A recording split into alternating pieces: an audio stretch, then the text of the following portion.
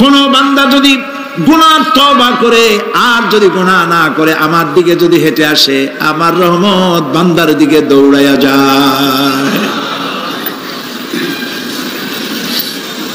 আল্লাহর গজবের চাইতে রহমত বেশি। বান্দা তোমার গুনাহ যদি আকাশ সমান হয়, আল্লাহর, তোমার গুনাহ যদি পাহাড় সমান হয়, আল্লাহর রহমত আকাশ সমান। তোমার গুনাহ যদি আকাশ সমান হয়, আল্লাহর রহমত তার আরশে আজিম ছায়া গেছে। সুবহানাল্লাহ। মাপ চাও, ক্ষমা চাও, তওবা করো, জীবনে গুনাহ আর করব না। যে ব্যক্তি তওবা করবে, গুনাহ থেকে বাঁচবে, আল্লাহ তাদেরকে রক্ষা করবেন। প্রিয় ভাইয়েরা, এই দুনিয়ার জিন্দেগিতে পৃথিবীর মহব্বতে আমরা পাগল হয়ে গেছি। সবাই শুধু টাকা টাকা, টাকা ছাড়া দুনিয়াটা ফাঁকা। দুনিয়া কা মজা লে লো, দুনিয়া তোমারি হ্যায়। খাও দাও ফুর্তি করো, দুনিয়াটা মস্ত বড়। এগুলি শয়তানদের কথা। কাদের কথা? শয়তানদের কথা। আল্লাহ বলেছেন কুলু ওয়া তামাত্তাউ, খা, জব্বার খাও, খা, খার ফুর্তি কর। মাতাউন কালিল সুম্মা মাওয়াহুম জাহান্নাম ওয়া বিসাল মাসির। সামান্য কয়েকদিনের জন্য দালান কোঠা বানাইয়া ফুর্তি কর, এরপরে জায়গা হবে জাহান্নামে। জায়গা হবে কোথায়? জাহান্নামে। প্রিয় ভাইয়েরা, এই দুনিয়াটার দৃষ্টান্ত একটা পরের স্ত্রীর মতো সুন্দরী যুবতী, রূপবতী, স্বাস্থ্যবতী পরের একটা স্ত্রী। এইটারে দেখে আফসোস করে কোনো লাভ আছে? জবাব দেন।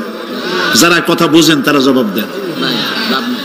অন্যের সুন্দরী তরুণী, তন্নী, রূপবতী যুবতী, রূপের ছটায় চতুর্দিকে আলোকিত, এরকম একটা পরের বউ দেখিয়া আফসোস করে কোনো লাভ আছে? ওর তো বিয়ে হয়ে গেছে, তুমি আফসোস করে লাভ কি? গলা দড়ি দিয়ে মরলেও লাভ নাই। এই পৃথিবী একটা সুন্দরী পর স্ত্রীর মতো। একে যত মহব্বত করবেন, আল্লাহর রহমত থেকে তত দূরে চলে যাবেন।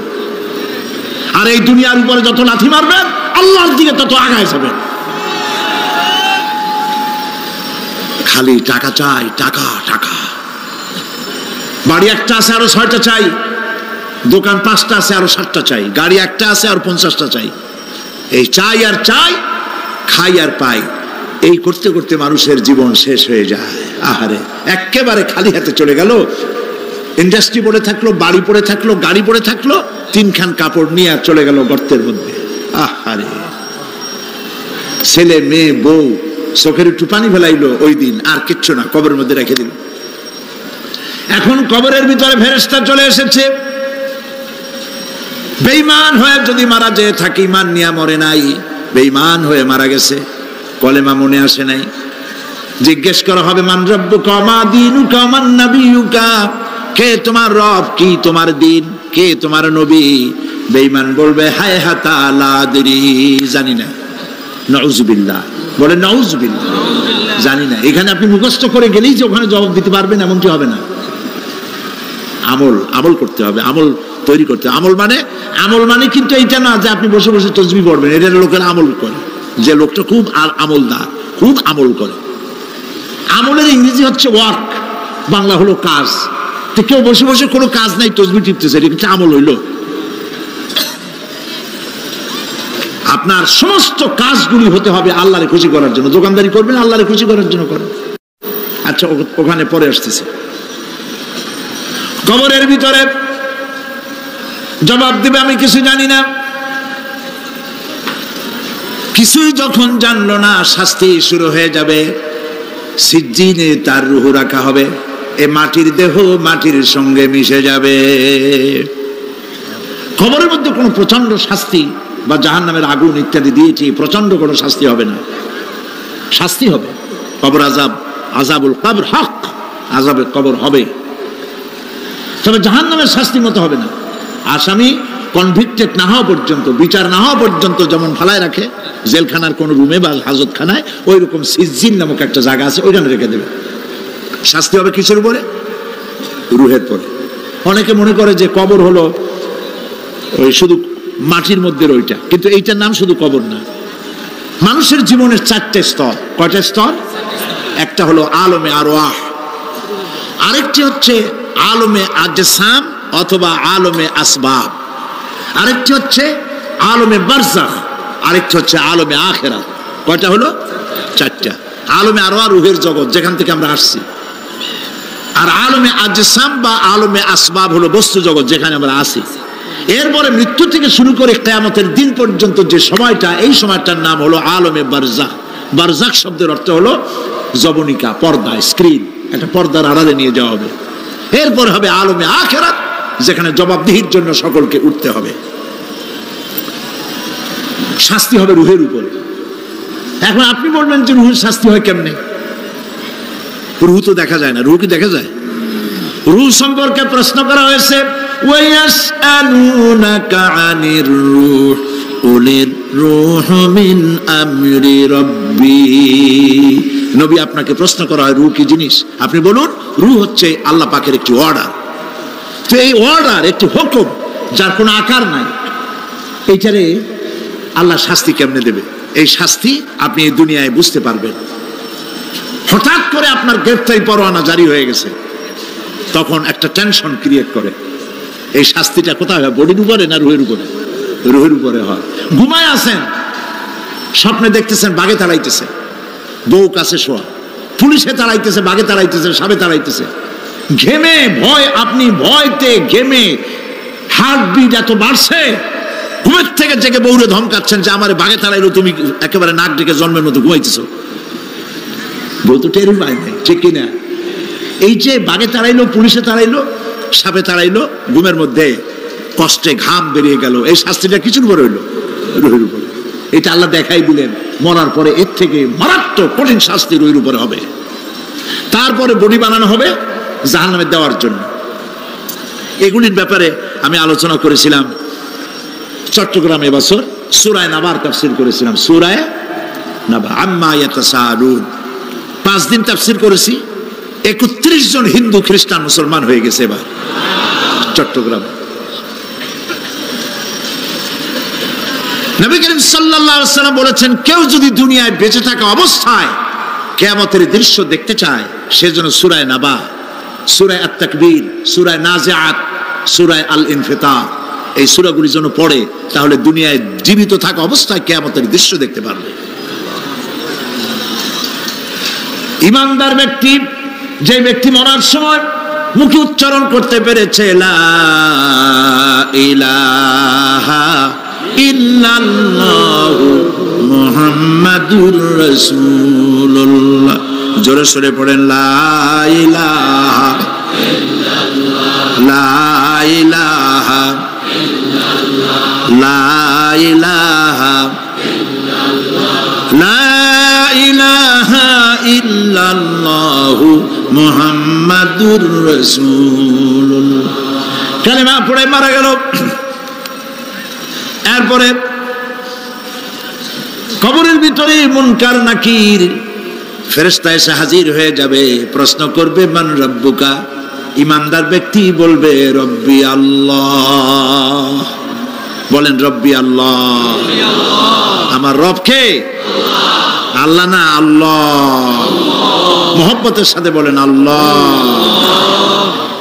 কেউ যদি হৃদয়ের গভীর কন্দর থেকে, কলিজার মধ্য দিয়ে, মনের মণিকোঠা থেকে একবার যদি গভীর রাত্রে জেগে একবার যদি বলে আল্লাহ, আল্লাহ পাক 70 বার সাড়া দিয়ে জিজ্ঞেস করেন, বান্দা কি চাও বলো, আমি হাজির।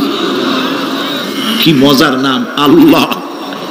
এর থেকে মজার নাম পৃথিবীতে নাই। এই মজা বেশি পাবেন তাহাজ্জুদের সময়। সুবহানাল্লাহ বলেন। রাত জাগতে শিখুন, তাহাজ্জুদের নামাজের অভ্যাস করুন। সমস্ত নবীদের উপরে তাহাজ্জুদ পড়া বাধ্যতামূলক ছিল।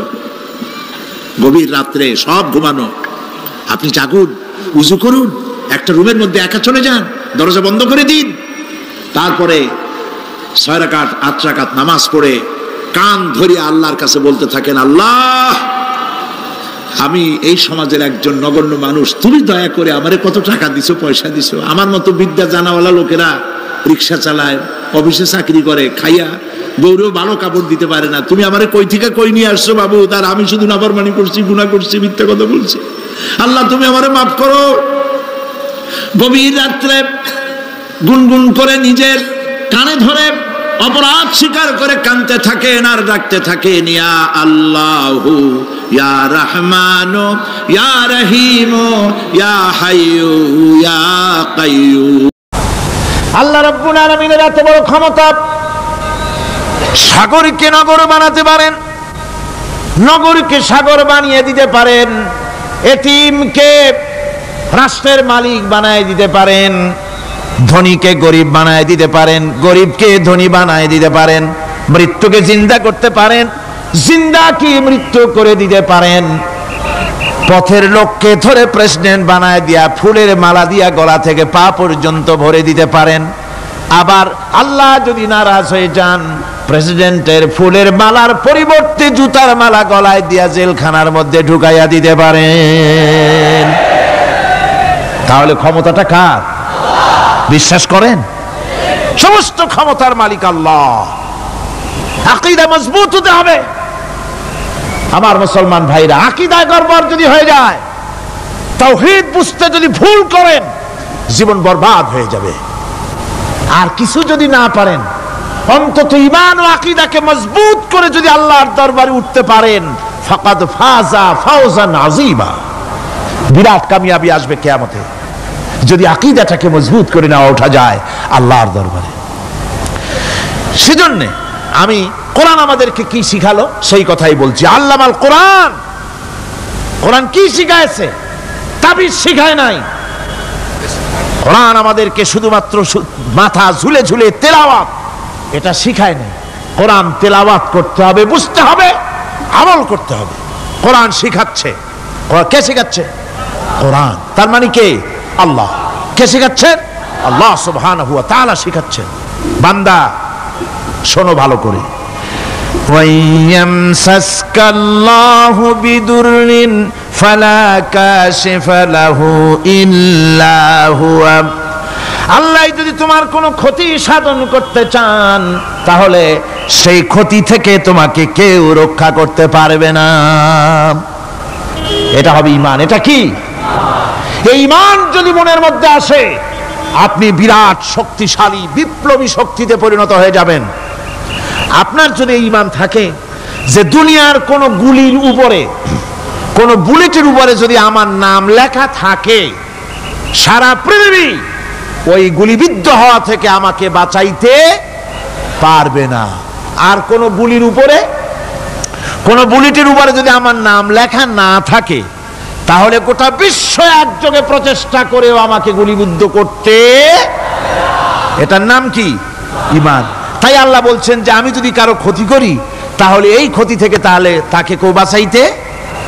ওয়াইয়ামসাসকা বিখাইরিন ফাহুয়া আলা কুল্লি শাইইন কাদির।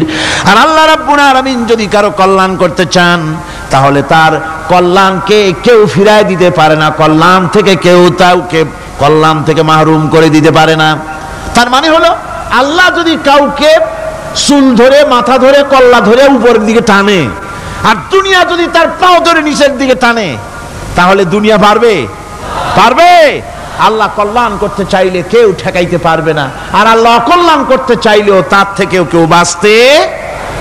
ওয়াহুয়াল কাহিরু ফাওকা ইবাদিহি ওয়া হুয়াল হাকীমুল খাবীর। তিনি তার বান্দাদের উপরে একচ্ছত্র আধিপত্য রাখেন, একচ্ছত্র ক্ষমতার অধিকারী তার বান্দার উপরে। সমস্ত জিনিসের উপরে তিনি ক্ষমতা রাখেন। তিনি মহান বিজ্ঞানময়। এই তাওহীদ খুঁজে নিতে হবে। তাওহীদ অর্থাৎ আল্লাহ পাককে সমস্ত ক্ষমতার মালিক মনে করতে হবে। দেখুন, আমাদের জাতির পিতা কে? আমাদের জাতির পিতা মনে আছে তো? ভুল টুল করেন না তো? ভুল টুল করবেন না। আমাদের জাতি আত্মভোলা, মাঝে মধ্যে ভুল টুল করে বসে, আন্দাজে ভান্দাজে একটা বানায় বসে। আসলে জাতির পিতা মুসলমানদের কে? ইব্রাহিম আলাইহিস সালাম তাওহীদকে খুঁজছেন। এই কোরআন শরীফ আল্লাহ পাক বলছেন তাওহীদ তালাশ করতেছেন। কে স্রষ্টা? সর্বোচ্চ ক্ষমতার মালিক কে? হযরত ইব্রাহিম আলাইহিস সালাম তার এই তাওহীদ খোঁজার, তাওহীদ অন্বেষণ কাহিনীটাকে রব্বুল আলামিন কোরআনে কারীমের ভিতরে জায়গা দিয়ে দিলেন দুনিয়ার মানুষকে বোঝাবার জন্য, শোনাবার জন্য। ফালাম্মা জান্না আলাইহিল লাইলু রাআ কাওকাবান ক্বালা হাযা রাব্বী। তিনি রব সন্ধান করছেন, কে আমার স্রষ্টা, সর্বোচ্চ ক্ষমতার মালিককে, আইনদাতাকে, বিধানদাতাকে, স্রষ্টাকে, কে তিনি, তাকে খুঁজছেন। মনের ভিতরেও চিন্তা, মস্তিষ্কেই চিন্তা। হঠাৎ করে রাত এলো, পশ্চিম গগনে সুন্দর এক তারকা উদিত হলো, সান্ধ্য তারা। সন্ধ্যার সময় যে তারাটা ওঠে সেটা ছোট না বড়? বড়। সেটা সারা রাত থাকে না অল্প সময় থাকে? অল্প সময় থাকে। সান্ধ্য তারা দেখে ইব্রাহিম আলাইহিস সালাম বললেন, হাযা রাব্বী, পেয়ে গেছি আমার রব, এটাই আমার রব, এটাই হচ্ছে আমার স্রষ্টা, এটাই হচ্ছে সর্বময় ক্ষমতার মালিক। আল্লাহ পাক বলেন, ইব্রাহিম আলাইহিস সালাম তাকিয়ে থাকলেন।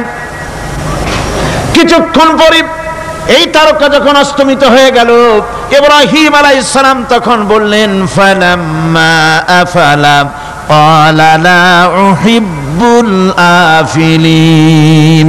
যে জিনিস অস্তমিত হয়ে যায় তাকে আমি মহব্বত করি না, পছন্দ করি না, সে রব হতে পারে না। যে রব হবে তার আবার উদয় অস্ত কিসের?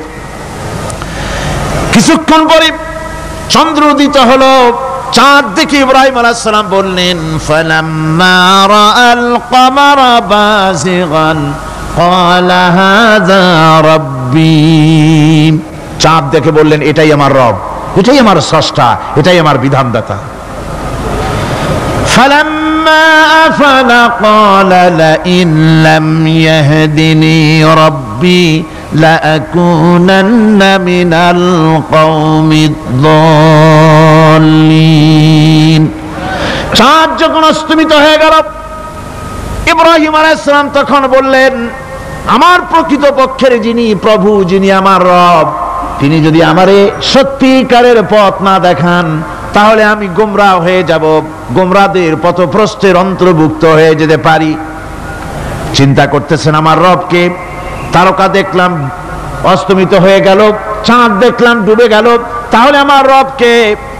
সকাল চলে যাওয়ার পর যখন দেখলেন পূর্ব দিগন্ত থেকে সূর্য উদিত হয়েছে ডগমগ করে, সূর্যকে দেখে তিনি বললেন, ফালাম্মা রা'a আশ-শামসা বাযিগাতান ক্বালা হাযা রাব্বী হাযা আকবার। সূর্যকে দেখে বললেন, এটাই আমার রব, আর এটাই বড় রব।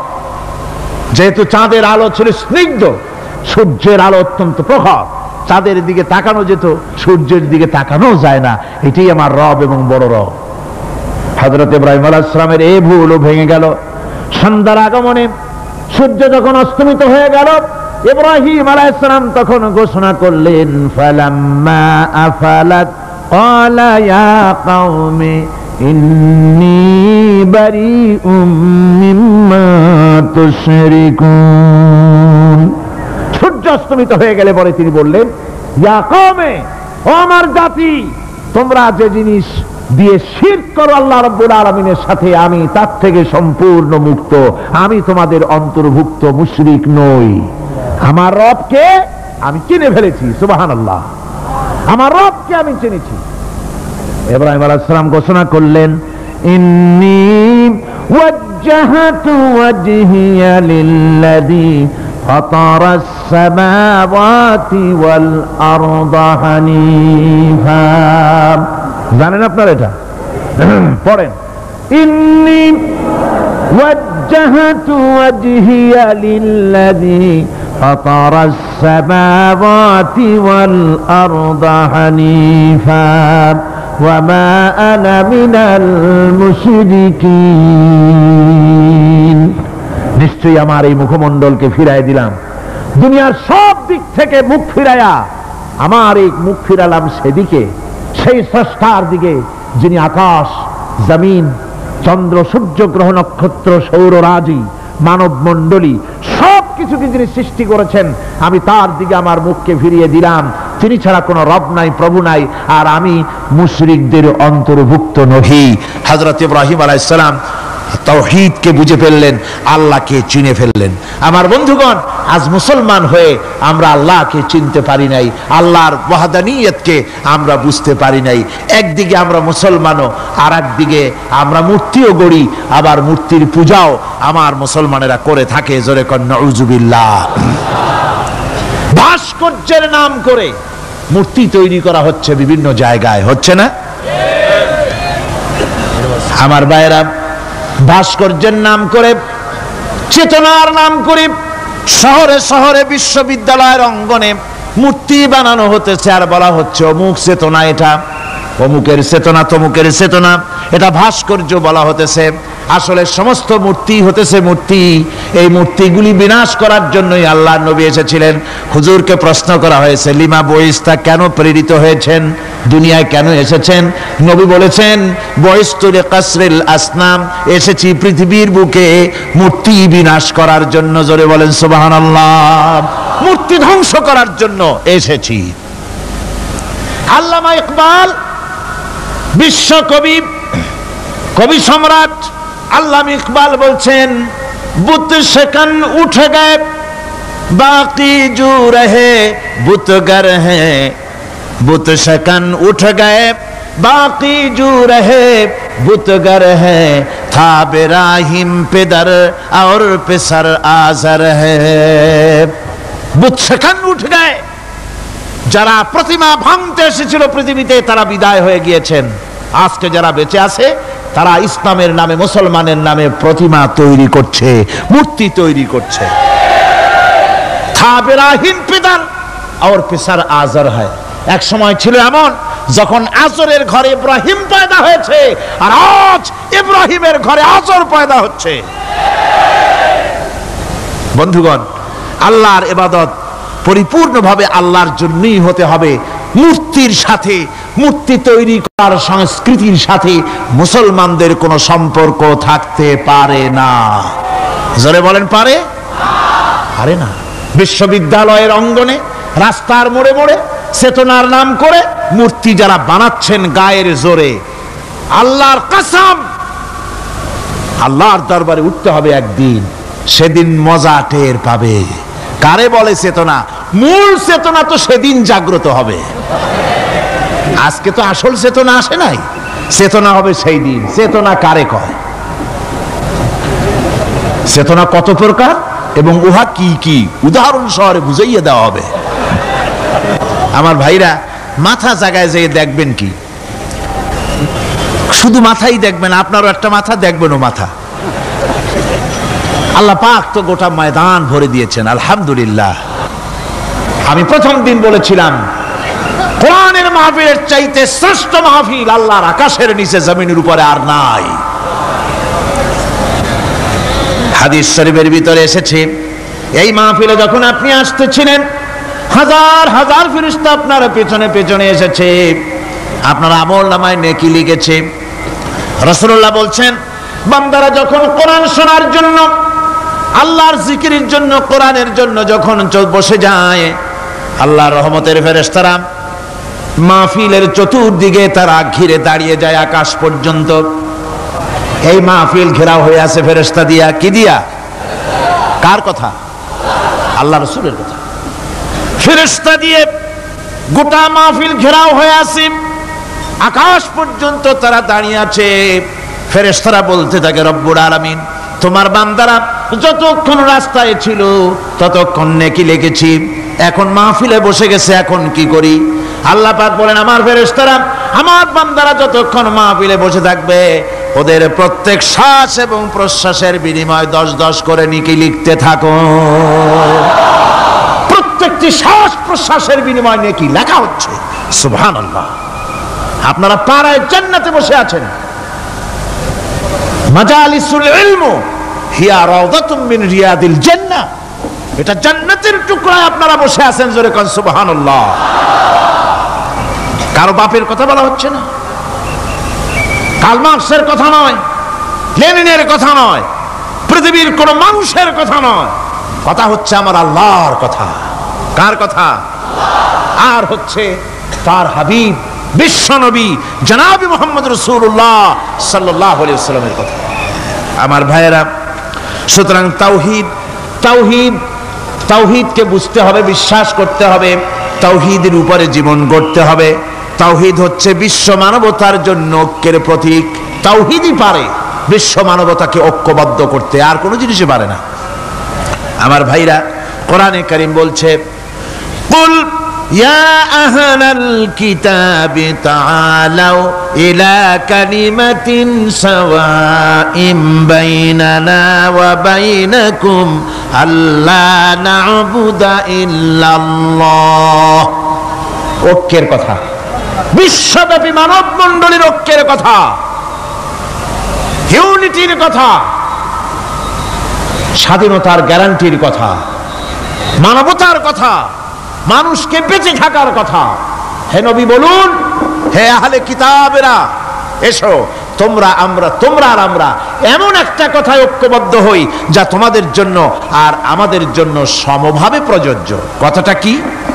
কথাটা হচ্ছে আল্লাহ না'বুদা ইল্লাল্লাহ। আল্লাহ ছাড়া কারো গোলামি করব না, আল্লাহ ছাড়া কারো গোলামি করব না। এইটা মানো। ও দুনিয়ার মানুষ, খ্রিস্টান হও, ইহুদি হও, হিন্দু হও, নাসারা হও, আওয়ামী লীগ হও, বিএনপি হও, জাসদ হও, খাসদ হও, বাসদ হও, যেই হও না কেন, যারা মানুষ সব এক হয়ে যাও, আল্লাহ ছাড়া কারো গোলামি করব না।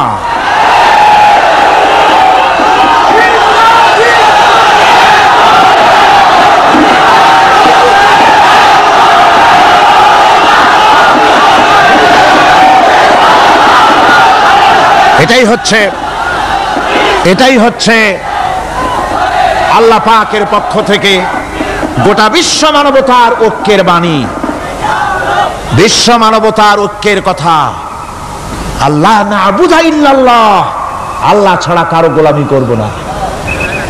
এ কথা মানতে কারো অসুবিধা আছে? তিনি স্রষ্টা সুবহানাহু ওয়া তাআলা।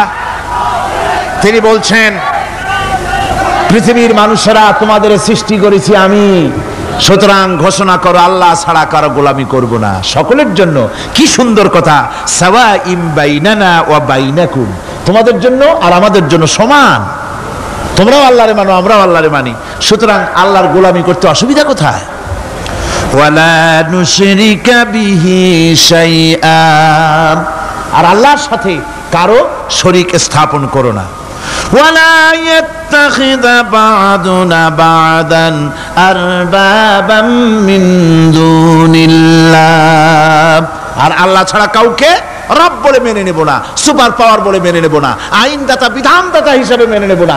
এই কথা যদি জগৎবাসী স্বীকার করত, আপনার স্বীকার করলে পরে ইউএনও লাগবে না, ইউনাইটেড নেশনস অর্গানাইজেশন লাগবে না, সেন্টো লাগবে না, সিয়াটো লাগবে না, আসিয়ান লাগবে না, সার্ক লাগবে না, কিচ্ছু লাগবে না।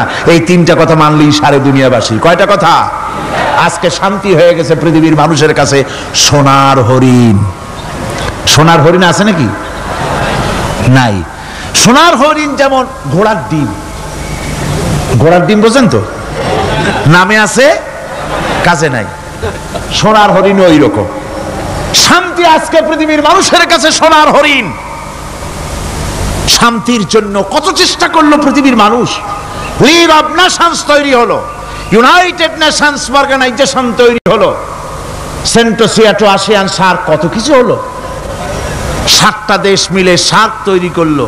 শান্তির জ্বালায় আমরা অস্থির নাকি আমার বন্ধুগণ? সুতরাং আজকে 3টে কথায় পৃথিবীর শান্তি ফিরে আসতে পারে। কয়টা কথা? মাত্র 3টি কথায় এই উত্তপ্ত পৃথিবী, অশান্ত পৃথিবী, পৃথিবীর এই অশান্তিময় প্রজ্বলিত পৃথিবী, মানুষেরা যেখানে জ্বলছে আর জ্বলছে, সেই পৃথিবীতে শান্তি আসতে পারে মাত্র 3টি কথায়। আল্লাহ না'বুদা ইল্লাল্লাহ, আল্লাহ ছাড়া কারো গোলামি করব না, আর আল্লাহর সাথে কাউকে শরীক স্থাপন করব না, আল্লাহ ছাড়া কারো প্রভুত্ব মানব না। 3টা কথায় পৃথিবীতে আবার শান্তি ফিরে আসতে পারে। সুতরাং আমি তাওহীদের কথা আপনাদের বলতেছিলাম। কিসের কথা বলতেছি? তাওহীদ। তাওহীদ প্রতিষ্ঠিত হলে কেউ কারো উপরে প্রভুত্ব করতে পারবে না। এখন আল্লাহর তাওহীদের স্বরূপ ছোট্ট একটি সূরার মধ্যে ফুটে উঠেছে। আল্লাহর প্রভুত্ব কায়েম হলে অসুবিধা হয় না কেন? কারণ হলো দুনিয়ায় মানুষ যত আছে সমস্ত মানুষের দুর্বলতা আছে। আছে তার দুর্বলতা। আমি এই দৃষ্টান্তটা আরো এক বছর মনে হয় এখানে দিছিলাম, আবারও বলি। সেটা হলো এই যে এই চট্টগ্রামে মেয়র পদে নির্বাচনের কি কয় সিটি কর্পোরেশনের নির্বাচন আসছে না, মেয়র পদে অনেকে দাঁড়াইছেন। দাঁড়ায়া সব নির্বাচনী ওয়াদা করছেন। কেউ বলছে চট্টগ্রামকে সোনা দিয়ে মুড়ে দেব, কেউ বলছে চিটাগং শহরকে আপনাদের লোট্টা ফিশ আর কেনা লাগবে না, বাড়ি বাড়ি পৌঁছায় দেবো, শুটকি মাছ খাওয়াই দেবো খুব ভালো করে, রাস্তাঘাটের অভাব হবে না, আনন্দের চোটে ফুর্তির চোটে আরামের চোটে শুধু শীতেও মরবেন। বুঝলেন, নানান রকমের ওয়াদা করছেন তারা। এই নির্বাচনী ওয়াদা করা হচ্ছে। আজ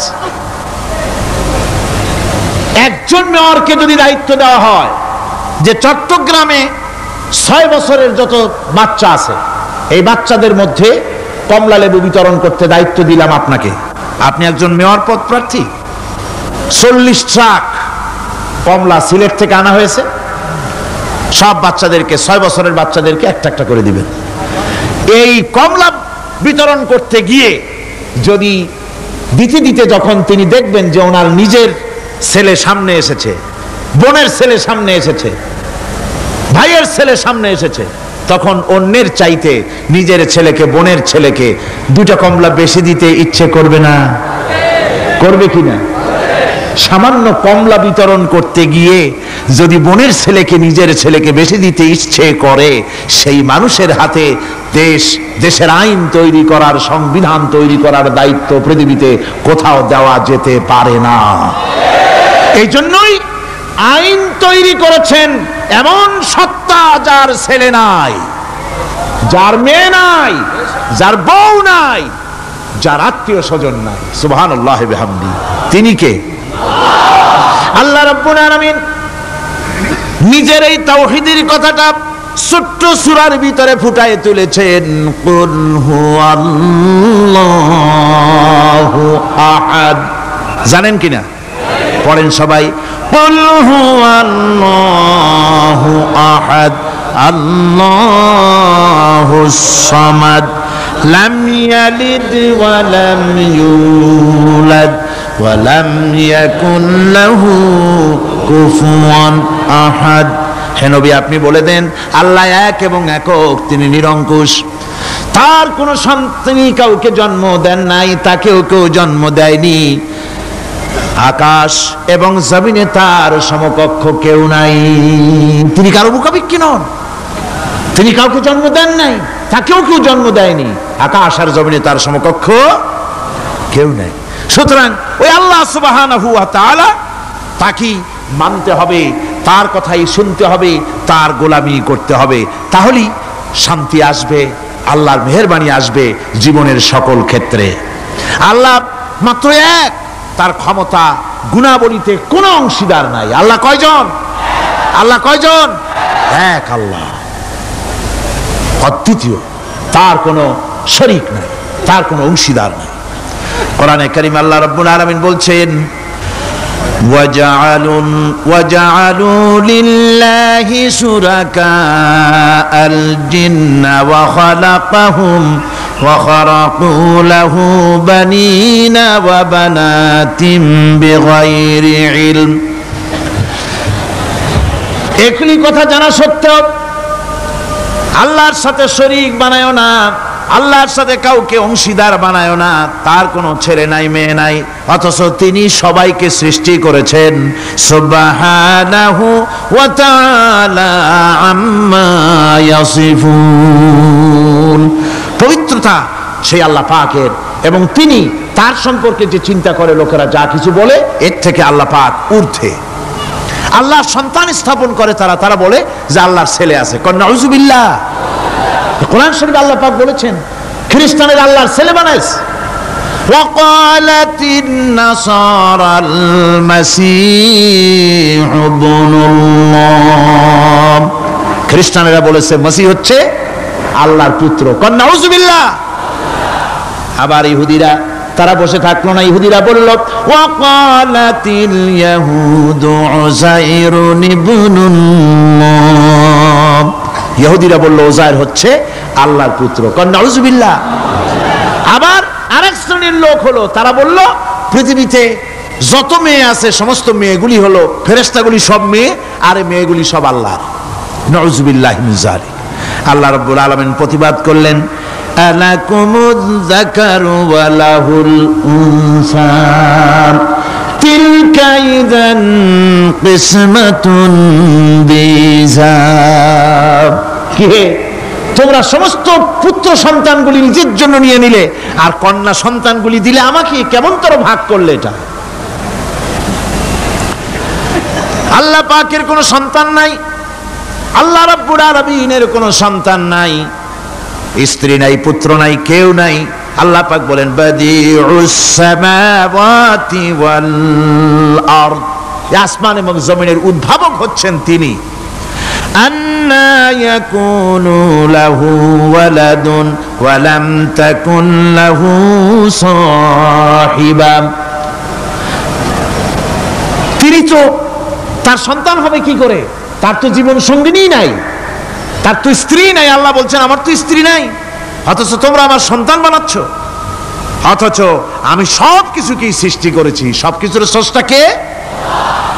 যালিকুমুল্লাহু রাব্বুকুম লা ইলাহা ইল্লা হুয়া খালিকু কুল্লি শাইইন ফা'বুদুহু ওয়া হুয়া আলা কুল্লি শাইইন কাদির। যালিকুমুল্লাহু রাব্বুকুম, তিনি, এই হচ্ছে তোমাদের আল্লাহ, তিনি তোমাদের রব, তিনি ছাড়া কেউ নাই, সব কিছুর স্রষ্টা তিনি, তারই ইবাদত করো। সব জিনিসের উপরে একমাত্র তিনি ক্ষমতা রাখেন, তার চাইতে ক্ষমতাশীল, ক্ষমতাধারী, শক্তিশালী পৃথিবীতে আর কেউ হতে পারে না। আমার বন্ধুগণ, আল্লাহ রাব্বুল আলামিনের শক্তি, তার ক্ষমতার কথা আল্লাহ পাক আরেকটি আয়াতের মধ্যে বলেছেন, যে আয়াতটা নামাজের পরে আমরা পড়ি। কি আয়াত কোন তো? বলতে পারবেন? প্রত্যেক নামাজের পরে পড়ি আয়াতুল কুরসি। আয়াতুল কুরসি এমন একটা আয়াত, এই আয়াতটি সম্পর্কে রাসূল করিম সাল্লাল্লাহু আলাইহি ওয়াসাল্লাম বলেছেন, ফরজ নামাজের পরে, প্রত্যেক ফরজ নামাজের পরে যে ব্যক্তি আয়াতুল কুরসি পড়বে, আল্লাহ রাব্বুল আলামিন কিয়ামতের দিন আল্লাহর তার প্রতি দায়িত্ব হবে একটাই, যে আল্লাহ পাক ওই ব্যক্তিকে জান্নাত দিয়ে দিবেন। সুবহানাল্লাহ। কেন? এই আয়াতের মধ্যে কি আছে? এই আয়াতে আছে আল্লাহ পাকের তাওহীদের কথা স্পষ্ট করে বলা হয়েছে। আল্লাহু লা ইলাহা ইল্লা হুয়াল হাইয়ুল কাইয়্যুম। পড়েন সবাই, আল্লাহু লা ইলাহা ইল্লা হুয়াল হাইয়ুল কাইয়্যুম। আল্লাহ তিনি, যিনি ছাড়া কোনো ইলাহ নাই, তিনি সদা জাগ্রত, তিনি চিরঞ্জীব। লা তাখুযুহু সিনাতুন ওয়ালা নাওম। আল্লাহ ঘুমায়, আল্লাহ তন্দ্রা যান, আল্লাহ জিমায়, আল্লাহর জিমানি নাই, আল্লাহর তন্দ্রা নাই, আল্লাহ ঘুমান না। সুবহানাল্লাহি ওয়া বিহামদিহি। অহরহ তার সামনে রয়েছে গোটা পৃথিবী, গোটা আকাশ ও জমিন, সমস্ত সৃষ্টি জগৎ তার সামনে। তিনি ঘুমান না, তার কোনো তন্দ্রা নাই, তার কোনো নিদ্রা নাই। আল্লাহ কোথায় আছেন? আল্লাহ কোথায়? এটি আকীদার প্রশ্ন, এটি আকীদার প্রশ্ন। আপনাকে বুঝতে হবে, জানতে হবে আল্লাহ কোথায়। আল্লাহ পাক হচ্ছেন আলাল আরশি ইস্তাওয়া, আল্লাহ পাক আরশে আজিমে সদা সর্বত্র বিরাজিত। এ কথার অর্থ কি? এটার অর্থ হলো আল্লাহ পাকের ইলম মুহাইয়া করে রেখেছে গোটা সৃষ্টি জগৎকে, তার ইলমের ভিতরে রয়েছে সব। কথা বুঝতে পেরেছেন? যদি বলেন আল্লাহ সব জায়গায় আছে, তাহলে তো পানির মধ্যে, বাথরুমের মধ্যে, ঘরের মধ্যে, সব জায়গায় আল্লাহ পাককে থাকতে হয়। যে সব জায়গা অবাঞ্ছনীয়, অবান্তর জায়গা, সেসব জায়গায় আল্লাহকে থাকতে হয়। মূল কথা হচ্ছে আল্লাহ সব জায়গায় আছেন, তার অর্থ আল্লাহ পাক আরশের উপরে আছেন। আরশে ইস্তাওয়া, তিনি সর্বত্র বিরাজমান। এই কথার অর্থ হলো আল্লাহর ইলমে, আল্লাহর জ্ঞানের মধ্যে, আল্লাহর নজরের সামনে, আল্লাহর চোখের সামনে গোটা সৃষ্টি জগৎ রয়েছে। সুবহানাল্লাহ ওয়া বিহামদিহি। সুতরাং তার ঘুম নাই, তার নিদ্রা নাই, তার তন্দ্রা নাই। তাই বলে মাঝে মধ্যে খুব ক্লান্ত হন নাকি? না, ক্লান্তি তাকে স্পর্শ করে না।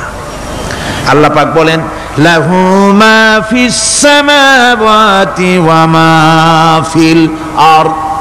আকাশ আর জমিন কার?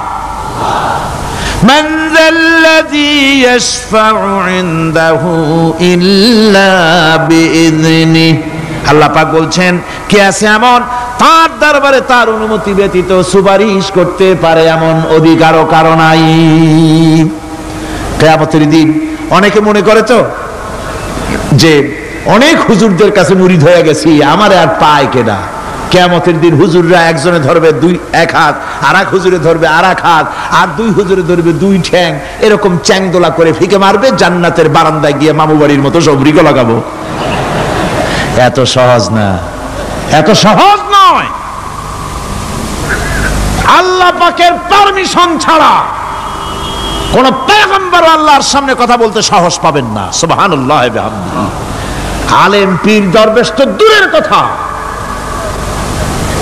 মান যাল্লাযী ইয়াশফাউ ইনদাহু ইল্লা বিইযনিহি।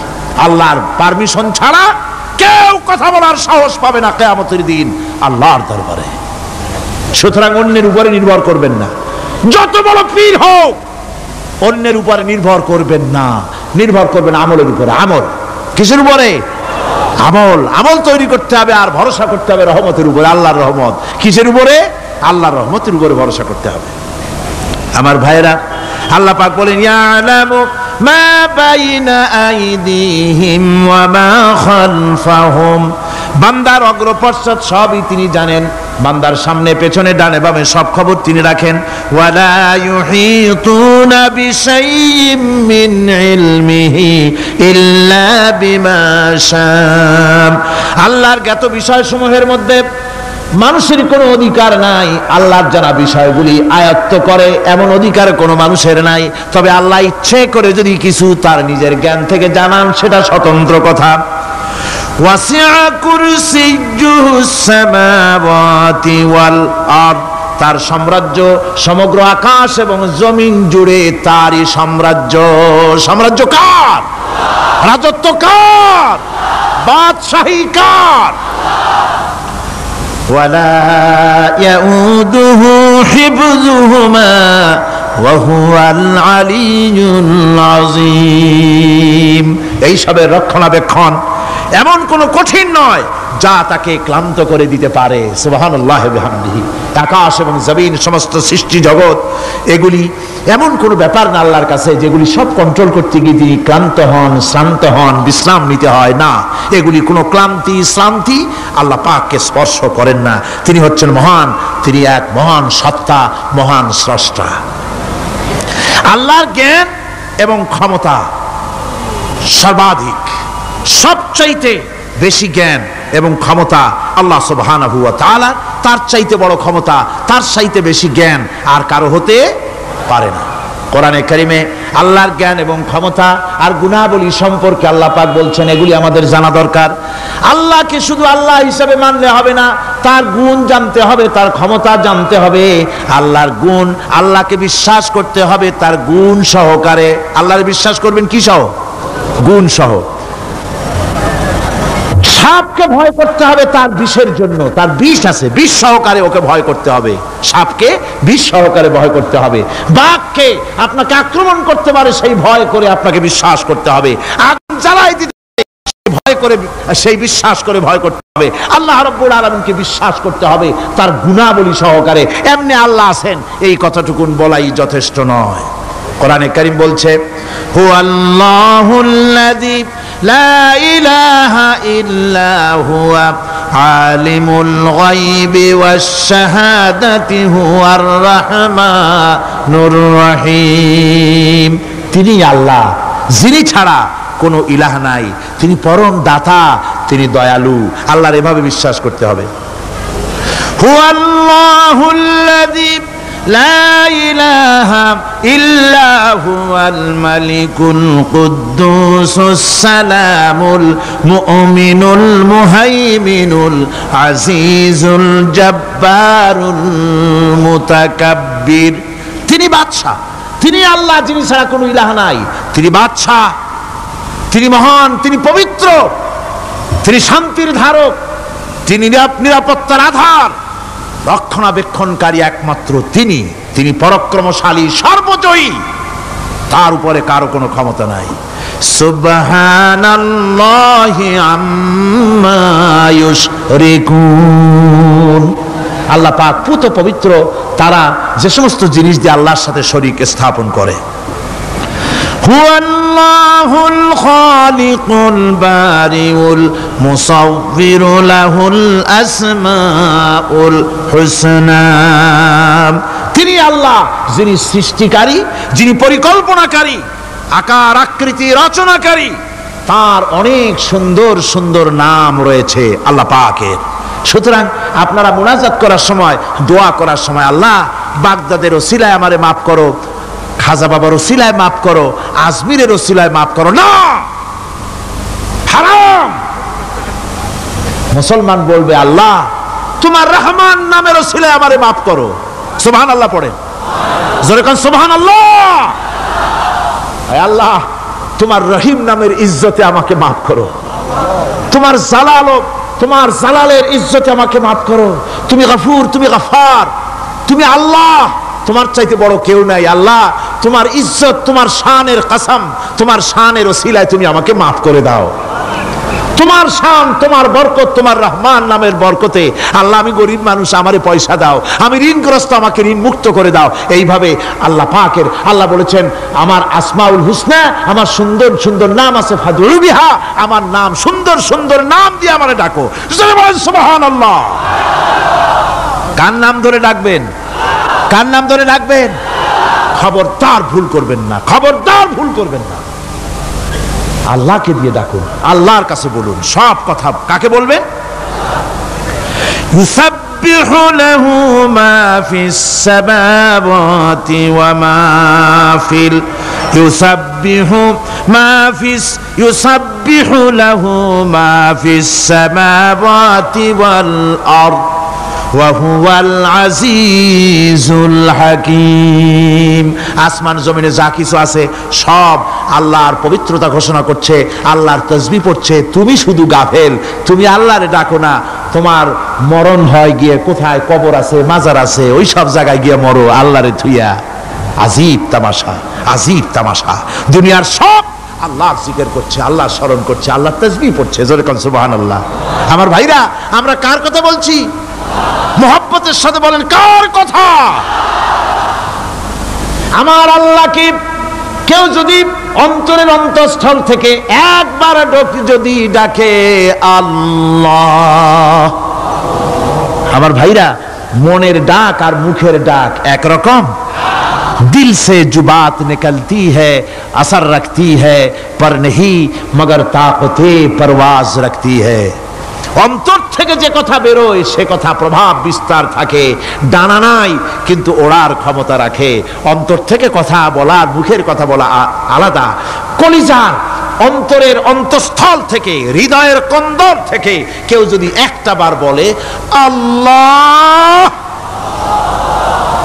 কোন বান্দা যদি অন্তরের অন্তঃস্থল থেকে একবার যদি আল্লাহকে ডাকে আল্লাহ, আল্লাহ পাক 70 বার সাড়া দিয়া বলেন বান্দা কি চাও, আমি হাজির। কি চাও? আমি তোমার কাছে আছি। সুবহানাল্লাহ, সুবহানাল্লাহ। এই আল্লাহ রাব্বুল আলামিন কে মহব্বত করতে হবে। তাওহীদের তাকাজা, তাওহীদের মূল বক্তব্য হচ্ছে ভালোবাসতে হবে আল্লাহকে। কাকে ভালোবাসতে হবে? বউর চাইতে, মায়ের চাইতে, বাপের চাইতে, সন্তানের চাইতে, জীবনের চাইতে কাকে ভালোবাসতে হবে? আল্লাহ সুবহানাহু ওয়া তাআলা, তাকে ভালোবাসতে হবে। আল্লাহ রাব্বুল আলামিন বলেন, ওয়া মিনান নাসি মান ইয়াত্তাখিযু মিন দুনিল্লাহি আনদাদান ইউহিব্বুনাহুম কাহুব্বিল্লাহ।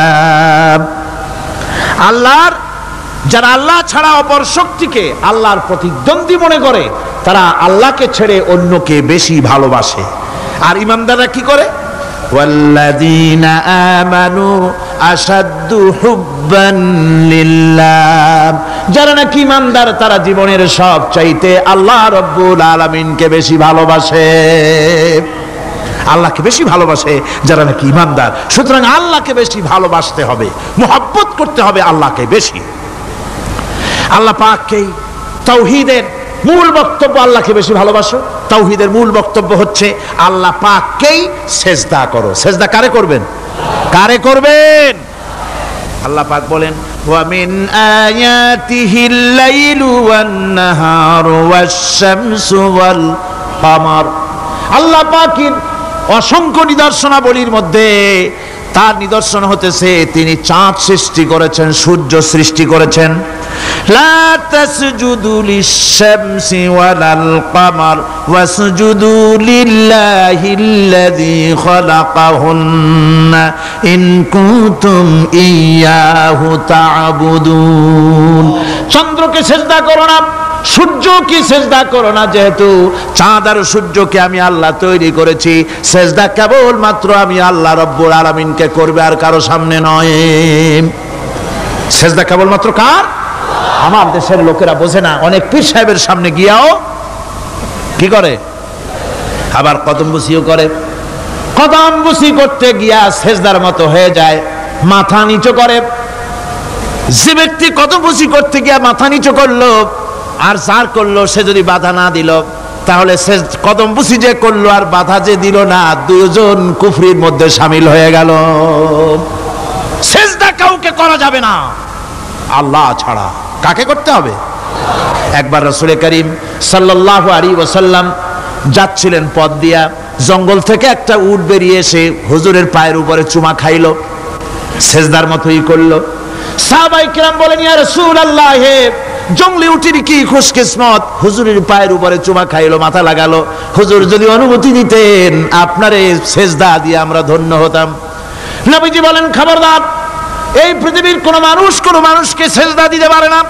আমি যদি কোনো মানুষকে মানুষের জন্য সিজদা করা জায়েজ করতাম, তাহলে দুনিয়ার সমস্ত নারীদের বলতাম স্বামীর সামনে সিজদা দিতে। সিজদা হবে কেবলমাত্র কার? আর কারো হতে পারে না। সুতরাং আল্লাহ কি সিজদা দিতে হবে? তাওহীদের মূল বক্তব্য আল্লাহকে ভালোবাসো, আল্লাহরে সিজদা দাও, আর নামাজ প্রতিষ্ঠা করো। কি করো? ওয়া নাখতারতুকা ফাসতামি' লিমা ইউহা। আমি তোমাকে নবী হিসাবে বেছে নিয়েছি, সুতরাং কান পেতে কান লাগায়া ওহীর কথাগুলা শোনো। কি কথা? ইন্নানি আনাল্লাহ লা ইলাহা ইল্লা আনা। ওহীর কথাগুলি কান পেতে শোনো, নিশ্চয়ই আমি আল্লাহ, আমি ছাড়া কোনো ইলাহ নাই। ফা'বুদনি ওয়াকিমিস সালাতা লিযিকরি। অতএব আমার গোলামি করো, আমার দাসত্ব করো, আমার আনুগত্য করো, আর আমার শরণার্থে নামাজ কায়েম করো, নামাজ প্রতিষ্ঠা করো। মুসলমানদের জীবনে সর্বশ্রেষ্ঠ ইবাদত কোনটি? চিল্লায় কোন কোনটি? আহা, এই নামাজ সর্বশ্রেষ্ঠ ইবাদত। যে নামাজ, সেই নামাজ আমার দেশের মুসলমানেরা ট্রেনে দেখবেন, ট্রেনে যখন যান দেখবেন নামাজের রক্ত হলে কয়টা মুসলমানের নামাজ পড়ে। লঞ্চে যান, স্টিমারে যান, দেখবেন কয়জনের নামাজ পড়ে। বাজার ঘাটে যান, দেখবেন কয়জনের নামাজ পড়ে। নামাজ নাই, নামাজ নাই। লা দীনা লিমান লা সালাতা লাহু। যে ব্যক্তি নামাজ পড়ে না তার কাছে ধর্ম নাই, ঈমান নাই, কিচ্ছু নাই। যে ব্যক্তি ইচ্ছে করে মান তারাকা সালাতান মুতাআম্মিদান ফাকাদ কাফারা, যে ব্যক্তি ইচ্ছে করে নামাজ ছেড়ে দিল সে কাফের হয়ে গেল। যারা বলেন কি হয়ে গেল? সে কুফরি করল। আল্লাহ নবী বলেছেন, যে ব্যক্তি ইচ্ছে করে নামাজ ছেড়ে দেয়, আল্লাহ রাব্বুল আলামিন আর তার রাসূলের সাথে তার সমস্ত সম্পর্ক ছিন্ন হয়ে যায়। কোন সম্পর্ক আর থাকে না। এই নামাজ রাসূল করিম ইন্তেকালের সময় শেষ কথা বলেছেন, স্ত্রীর কথা না, মেয়ের কথা না, আত্মীয়দের কথা না, জীবনের শেষ কথা সালাত আসসালাতু মা মালাকাত আইমানুকুম, নামাজ। আমার বন্ধুগণ, জীবনের শেষ নামাজটি আল্লাহ নবী মসজিদে নববীতে যেতে পারেন নাই, যেতে পারছেন না, হাঁটতে পারেন না, দুইজন সাহাবীর কাঁধের উপরে ভর করে কষ্ট করে তিনি পৌঁছেছেন, বক্তব্য রাখলেন, ও আমার সাহাবীরা, আল্লাহ রাব্বুল আলামিন এই জমিনে তার এক বান্দাকে জাগতিক সব সম্পদ দিয়েছিলেন, সেই বান্দা জাগতিক সমস্ত সম্পদকে উপেক্ষা করে এক আল্লাহর সঙ্গে দেখা করার জন্য প্রস্তুতি নিয়েছেন। কথার অর্থ কেউ কিছু বুঝলো না। হযরত আবু বকর রাদিয়াল্লাহু তাআলা আনহু কাঁদতে কাঁদতে বেখতার হয়ে যাচ্ছেন, কাঁদতে কাঁদতে পাগলের মতো হয়ে যাচ্ছেন। সাহাবীরা মনে চিন্তা করলেন, আবু বকর বুড়ো মানুষ, এত কাঁদে কেন? হুজুর কার না কার কথা বললেন? জ্ঞান বৃদ্ধ বয়োবৃদ্ধ হযরত আবু বকর বুঝতে পেরেছেন তামাম পৃথিবীর জাগতিক সম্পদ আল্লাহ দিতে চেয়েছেন তার হাবিবকে। তার হাবিব সমস্ত সম্পদকে উপেক্ষা করে মাওলার সঙ্গে দিদার করার জন্য প্রস্তুতি নিয়েছেন। তার মানে হলো অনতি বিলম্বে আমরা সাহাবীরা রাসূলের থেকে জনমের মতো এতিম হয়ে যাব। হুজুর বললেন, আজ থেকে মসজিদে নববীর সমস্ত দরজাগুলি বন্ধ হয়ে যাবে, শুধু আবু বকরের দরজাটা খোলা থাকবে। হযরত আবু বকরের কে দায়িত্ব দিয়ে রাসূল পাক হুজরা শরীফে চলে গেলেন। পরবর্তী নামাজে রক্তে এশা রক্ত হয়ে গিয়েছে। সাহাবীরা অনেকক্ষণ অপেক্ষা করে হযরতে আবু বকর রাদিয়াল্লাহু তাআলা আনহুকে ইমামতির জায়গায় দিয়ে দিলেন। তিনি নামাজ শুরু করলেন, পিছনে সাহাবারা কান্দা শুরু করে দিলেন। তাদের মনের ধারণা হলো আল্লাহর নবীর পিছনে নামাজ পড়া জীবনে আমাদের আর কিসমতে হবে না। সাহাবীরা কাঁদতেছেন, আল্লাহর নবী জ্বরে একবার বেহুশ হয়ে পড়েন, আবার একবার হুশে আসেন। নবীজি হুশে এসে হযরত আয়েশাকে জিজ্ঞেস করেন, আয়েশা রে, এখন কোন সময়? হযরত আয়েশা বলেন, হুজুর নামাজে রক্ত হয়ে গেছে, সাহাবায়ে কিরাম আপনার অপেক্ষা করে জামাত শুরু করে দিয়েছেন। হুজুর বলেন, দরজাটা খুলে দাও, আমি একটু দৃশ্যটা দেখি। দরজা খুলে দেওয়া হলো। হযরত আয়েশার কাঁধের উপরে ভর করে হুজুর মাথা উঁচু করে মসজিদে নববী নামাজের দৃশ্য দেখে কিছুক্ষণ তাকায় থেকে শুয়ে পড়লেন। হুজুরের দুই চোখ দিয়ে পানি বেয়ে পড়তে লাগলো। হযরত আয়েশা বলেন, হুজুর নামাজের দৃশ্য দেখে কাঁদেন কেন? আল্লাহর নবী বলেন, আয়েশা রে, এটা কোনো দুঃখের বাণী নয়, আমার চোখে পানি এসেছে বড় তৃপ্তির বাণী। আজকে নামাজের যে জামাতের দৃশ্য দেখলাম, এই জামাতকে কায়েম করার জন্য তায়েফের ময়দানে আমার রক্ত দিয়ে তায়েফের ময়দান রঞ্জিত হয়েছে, ওহদের ময়দানে আমার দান্দান মোরাও শহীদ হয়েছে, সাহাবায়ে কিরাম জীবন দিয়েছেন। এই কষ্টের বিনিময়ে আজ জামাত কায়েম হয়ে গিয়েছে। এই দৃশ্য দেখে আমার মনে পড়ল, কিয়ামত পর্যন্ত আমার যত উম্মত পৃথিবীতে আসবে, এইভাবে করে তারা জামাত বন্দী হয়ে নামাজ আদায় করবে। আমার ভাইরা, নামাজ হচ্ছে মুসলমানদের জীবনের শ্রেষ্ঠ ইবাদত। সেই নামাজ মুসলমানদের কাছে নাই, নামাজকে ফালতু কাজ বলে মনে করে। আমার বন্ধুগণ, নামাজ পড়বেন, নামাজ পড়বেন, নামাজ ছেড়ে দিবেন না। বলেন তো, শয়তান আল্লাহর কয়টা হুকুম ভেঙেছিল? ইবলিস কয়টা হুকুম ভেঙেছে? একটা হুকুম ভাঙ্গা ইবলিস হইছে কি? শয়তান। জোরে কোন কি হয়েছে? শয়তান হয়ে গেল। একটা মানুষ যদি 24 ঘন্টার ভিতরে 5 ওয়াক্ত নামাজ ছেড়ে দেয়, 5 ওয়াক্ত নামাজের ভিতরে 17টা হুকুম আছে। আল্লাহর কয়টা হুকুম? একটা হুকুম ভাঙার কারণে ইবলিস হয়ে গেল শয়তান। আর 24 ঘন্টার ভিতরে 17টা হুকুম আল্লাহর যারা বরবাদ করে, তারা তো শয়তানের বাবা হয়ে যায়। শয়তান দূর থেকে সেলুট মারে যে, বাবা তুমি শুধু বাপ না, আমার ওস্তাদও। একটা হুকুম ভঙ্গ করে আমার এই দশা হইছে, আর তুমি 24 ঘন্টা আল্লাহর 17টা করে হুকুম ভাঙ্গো, তুমি তো শয়তান না, শয়তানের চাইতেও বেকায়দা। জোরে কর নাউযুবিল্লাহ। নামাজের মধ্যে সেজদা দিবেন, মজা পাবেন। নামাজ মেশিনের মতো পড়বেন না, নামাজ পড়বেন মুহাব্বতের সাথে। আল্লাহর সামনে দাঁড়িয়েছেন, কার সামনে? মেশিনের মতো পড়বেন না, দায় সারা গোছের পড়বেন।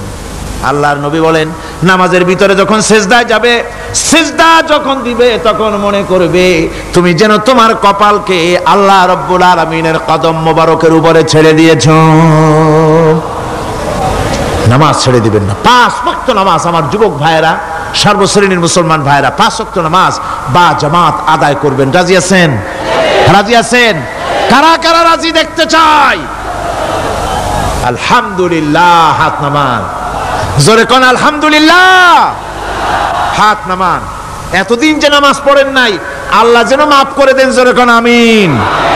উমরি কাজা শুরু করে দিবেন, 5 ওয়াক্ত নামাজ সঠিকভাবে আদায় করবেন। তাওহীদের তাকাজা হচ্ছে নামাজকেও প্রতিষ্ঠা করতে হবে। তারপরে আল্লাহর আনুগত্যশীল হতে হবে। এগুলি হচ্ছে তাওহীদের তাকাজা, তাওহীদের কথা।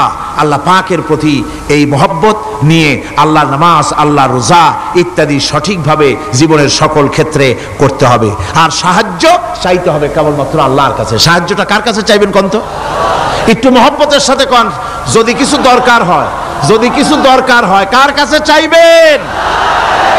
আল্লাহ পাক বলছেন নামাজে প্রত্যেক নামাজের ভিতরে আমরা বলি ইয়্যাকা না'বুদু ওয়া ইয়্যাকা নাস্তাঈন। পড়েন সবাই, ইয়্যাকা না'বুদু ওয়া ইয়্যাকা নাস্তাঈন। আল্লাহ, আমরা একমাত্র তোমার গোলাম। একমাত্র কার গোলাম? তোমার গোলাম। সাহায্য কার কাছে চাই? তুমি আল্লাহ, তোমার কাছেই সাহায্য চাই। প্রত্যেক নামাজের প্রত্যেক রাকাতে সূরা ফাতিহার কথা আমরা বলি। আমার বন্ধুগণ, নামাজের মধ্যে কথা বলা সত্ত্বেও আমরা নামাজের ভিতরে আল্লাহ রাব্বুল আলামিনের কাছে সাহায্য চাই বলে কিন্তু সাহায্যটা আল্লাহর কাছে চাই না। যখন ছেলে হয় না, বিবাহ করেছে 10 বছর হয়ে গেছে, সন্তান হয় না, খাজা বাবার কবরের কাছে গিয়া বলে, খাজা বাবা ছেলে নাই, একটা ছেলে দাও। জোরে কোন নাউজুবিল্লাহ। আছে না এমন? বাজে বস্তান নাকি আছে না? হ্যাঁ, বাইজিদ বস্তান, আস্তানা। সেখানে যে গাছের সাথে ইট বাঁধতে থয়, ইট যেমন ভার হবে, মেয়ে লোকের পেটের মধ্যে এরকম বাচ্চা ভার হবে। নাউজুবিল্লাহ। কি আকীদা, কি খারাফাত! আস্তাগফিরুল্লাহুল আযীম। কোন মুসলমানের করা উচিত না ভাই, কোন মুসলমানের এমনটি কাজ করা উচিত না। আস্তানার কচ্ছপের সাথে আর গাছের দড়ি বাঁধার সাথে সন্তান গ্রহণের কি সম্পর্ক? কোরআনে কারীম আল্লাহ রাব্বুল আলামিন বলেন, আমি যাকে খুশি পুত্র দান করি, যাকে খুশি মেয়ে দান করি, যাকে খুশি ছেলেও দেই মেয়েও দেই, যাকে খুশি আমি কিছুই দেই না। ছেলে দেওয়ার মালিক কে? আকীদাটা সংশোধন করে জানাজ। খবরদার কোন মাজারে গিয়া কিছু চাইবেন না। কার কাছে চাইবেন? ওই দেখুন আল্লাহ পাক বলেন, ফাইযা ফারাগতা ফানসাব ওয়া ইলা রাব্বিকা ফারগাব। আল্লাহ পাক বলেন, বান্দারে যখন তুমি খালি হাত হয়ে যাবে, হাতে যখন কিছু থাকবে না, অসহায় হয়ে যাবে, তখন তুমি দাঁড়ায় যাও, হাত দুটি আমার দরবারে ফয়লায়া দাও। খালক কি রন্দায়ে হুয়ে, দুনিয়া কি ঠুকরায়ে হুয়ে, আয়ে হে তেরে দর পর হাত ফেলায়ে হুয়ে। আল্লাহর দরবারে হাত তোলো, আল্লাহর কাছে হাত পাতো। হাত পাতবেন কার কাছে? আল্লাহ পাকের কাছে। আল্লাহ শিখাই দিলেন, খালি হাত যখন হয়ে যাবে, আমার কাছে চাও, আমার কাছে দাঁড়াও, কারো কাছে চাইও না, আমারে বলো। বুখারী শরীফের ভিতরে এসেছে, স্যান্ডেলের ফিতা কাছা যদি ছিঁড়ে যায়, মানুষের কাছে চেও না, আমি আল্লাহর কাছে চাও। আমার কাছে চাও, আমি দিব। আল্লাহর ভান্ডারে অভাব আছে? যেরকম অভাব আছে? অভাব নাই। বিপদে পড়ে গেছেন, মুসিবতে পড়ে গেছেন, মাজারে গিয়া, খবরদার কোন মাজারে গিয়া কিছু চাইবেন না। মাজারে গিয়া নিজের প্রয়োজনের কথা বলবেন না। পরিষ্কার হারাম, হারাম কোনো সন্দেহ নাই। মাজারে গিয়া কিছু চাইবেন না, চাইবেন আল্লাহর কাছে। আপনি দেখুন, ইউনূস আলাইহিস সালাম বিপদে পড়লেন, আপনি কি ইউনূস আলাইহিস সালামের চাইতে বেশি বিপদে পড়ছেন নাকি? কোন ইউনূস আলাইহিস সালামের চাইতে অত বড় বিপদে দুনিয়ার কোন মানুষ পড়ছে কোনদিন? আমার ভাইয়েরা, মাছে গিলে ফেলেছে, মাছ পানির অথল তলদেশে চলে গেছে, মাছের পেটের ভিতরে জানলা নাই, দরজা নাই। হযরত ইউনূস আলাইহিস সালাম লক্ষ্য করলেন, এখন তো আর বাঁচতে পারবো না, মরা ছাড়া পথ নাই। ইউনূস আলাইহিস সালাম চিৎকার মারলেন, লা ইলাহা ইল্লা আনতা সুবহানাকা ইন্নী কুনতু মিনাজ জালিমিন। পড়েন সবাই, লা ইলাহা ইল্লা আনতা সুবহানাকা ইন্নী কুনতু মিনাজ জালিমিন। লা ইলাহা ইল্লা আনতা, আল্লাহ তুমি ছাড়া কেউ নাই, তুমি ছাড়া কেউ নাই, কোনো ইলাহ নাই, মাবুদ নাই। আমি তোমার পবিত্রতা ঘোষণা করছি, তুমি দয়া করে আমাকে বাঁচাও, আমি আমার নিজের উপর জুলম করেছি। আমার বন্ধুগণ, এত বড় মারাত্মক বিপদের ভিতরে ইউনূস আলাইহিস সালাম যখন চিৎকার মারলেন পানির ভিতরে বসে, মাছের পেটের ভিতরে বসে, আল্লাহ রাব্বুল আলামিন চুপ করে থাকলেন না, সঙ্গে সঙ্গে রাব্বুল আলামিন জবাব দিয়া দিলেন, ফাস্তাজাবনা লাহু ওয়া নাজ্জাইনাহু মিনাল গাম্মি ওয়া কাযালিকা নুজিল মুমিনিন। আমি বললাম, ইউনূস তুমি বিপদে পড়েছ, তুমি যখন চিৎকার মারলে তোমার চিৎকারের আওয়াজ দুনিয়ার কেউ শোনে নাই, কোন রাজা বাদশাহ, তোমার আত্মীয় বন্ধু বান্ধব কেউ শোনে নাই। নদীর অতল তলদেশে মাছের পেটের ভিতরে বসে যে চিৎকার তুমি মারলে পৃথিবীর কেউ শোনে নাই, আমি তোমার আরশের মালিক আল্লাহ রব্বুল আলামিন শুনেছি। শুধু শুনি নাই, জবাব দিয়া দিলাম, মাছের পেটের ভিতরে বেদনার সৃষ্টি করে দিলাম। মাছ বেটে উঠল নদীর উপরে, ব্যথার চোটে মাছ দেখলো বমি করা ছাড়া পথ নাই, মাছ দরিয়ার কিনারে গিয়া বমি করে ফালাই দিল ইউনূস আলাইহিস সালামকে। আল্লাহ বলেন, ইউনূস রে বাঁচায় দিলাম। ও পৃথিবীর মুমিনেরা, শুধু ইউনূসকে নয়, পৃথিবীর মুমিন বান্দারা যখন বিপদে পড়বে আর আমার কাছে যদি তারা প্রার্থনা করে, আমার কাছে সাহায্য চাই, ওয়া কাযালিকা নুজিল মুমিনিন, এইভাবে করে আমি মুমিনদেরকেও বিপদ থেকে বাঁচাইয়া দিব। জোরে কান সুবহানাল্লাহ। ওয়াদা কার? ওয়াদা কার? সুতরাং মাজারে নয়, মসজিদে গিয়া কাঁদবেন। কোথায় গিয়া কাঁদবেন? কোথায়? মসজিদে গিয়া কাঁদবেন। আমার বন্ধুগণ, আল্লাহ রাব্বুল আলামিন বলেন, ইয়ানসুরকুমুল্লাহু ফালা গালিবা লাকুম, আল্লাহ যদি তোমাকে সাহায্য করেন তবে কোন শক্তি তোমাকে তার উপরে জয়ী হতে পারবে না, কেউ তোমাকে তার থেকে ফিরাতে পারবে না। আর যদি আল্লাহ তোমাকে জিল্লতি দেন, যদি তোমাকে আল্লাহ পাক লাঞ্ছিত করেন, তোমাকে কেউ সম্মান দিতে পারবে না। দেখুন, ইব্রাহিম আলাইহিস সালামকে নমরুদ আগুনের মধ্যে ফেলাই দিবে, জিবরাইল বলছেন, ইব্রাহিম আমার কাছে সাহায্য চাও, আমি তোমার বাঁচাই দেবো, আগুন দ্বারা নিভাই দিব। কত বড় কথা, আমি বাঁচাই দেবো, আমার কাছে বলো না। ইব্রাহিম আলাইহিস সালাম জিবরাইলের কাছে সাহায্য চাইছে? কোন চেয়েছেন? হযরত ইব্রাহিম বলেন, জিবরাইল সাহায্য তোমার কাছে আমি কেন চাইবো? তোমার কাছে সাহায্য চাওয়ার প্রশ্ন ওঠে না, কারণ আমি এমন কোন অন্ধ আল্লাহর ইবাদত করি না যে আল্লাহ তার গোলামের দুঃখ নিজের চোখে না দেখেন। আমি আগুনে পড়ে গেলে, আগুনে জ্বললে পরে আমার আল্লাহ যদি খুশি হন, তাহলে এরকম আগুনে 1000 বার পড়ে জীবন দিতে আমি ইব্রাহিম রাজি আছি। ইব্রাহিম আলাইহিস সালাম আগুনে পড়ে গেলেন, আল্লাহ পাক দেখলেন ইব্রাহিম পাস করছে, কোন ডিভিশন? ফার্স্ট ক্লাস, ফার্স্ট হয়ে গেছে। আগুনের ভিতরে পড়ে গেলেন, আল্লাহ পাক সঙ্গে সঙ্গে আগুনের প্রতি নোটিশ করে দিলেন, ইয়া নারু কুনি বারদাও ওয়া সালামান আলা ইব্রাহিম, আগুন আমার ইব্রাহিমের জন্য শান্তিদায়ক, ঠান্ডা হয়ে যা। সুবহানাল্লাহি ওয়া বিহামদিহি। এই জন্য আল্লাহ রাসূল বলেছেন, ইযা সালতা ফাসআলিল্লাহ, যদি কিছু চাও কার কাছে চাইবা? কে শেখাচ্ছেন? রাসূল। আল্লাহ রাসূল বলছেন, ইযা সালতা ফাসআলিল্লাহ, যদি কিছু চাও আল্লাহর কাছে চাও, ওয়া ইযা ইসতানতা ফাসতাইন বিল্লাহ, আর যদি কিছু চাইতে চাও, সাহায্য চাও, সাহায্য চাইবা আল্লাহর কাছে। কার কাছে? কোন মাজারে চাইবেন? কোন মাজারে চাইবেন? কোন কবরস্থানে চাইবেন? কারা কারা চাইবেন না হাত উঁচু করে দেখান। আলহামদুলিল্লাহ।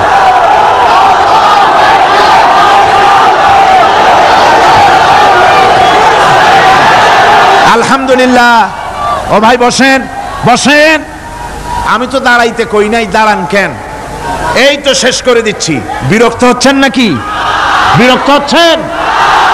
শেষ হয়ে এলো, একটুখানি জিকির করেন আল্লাহর। আল্লাহ আল্লাহ আল্লাহ আল্লাহ